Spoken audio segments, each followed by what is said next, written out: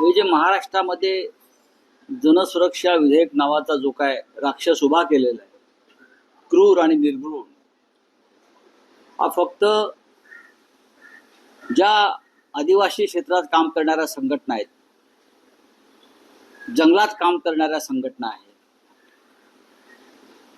दलित, शोषित, पीडित यांचा आवाज उठवणाऱ्या संघटना आहेत आणि त्यांना समर्थन देणारे जे प्रमुख सामाजिक कार्यकर्ते आहेत, त्यांना वेसण घालण्यासाठी किंवा त्यांना तुरुंगात डांबण्यासाठी हे जनसुरक्षा विधेयक आणलेलं आहे.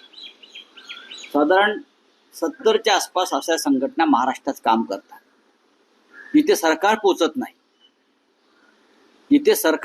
नाही, जिथे फडणवीसांचं सरकार पोचत नाही, जिथे राष्ट्रीय स्वयंसेवक संघाचं जे का वनवासी डिपार्टमेंट आहे ना ते पोचत नाही, तिथे या संघटना पोचतात. ही पोटदुखी आहे.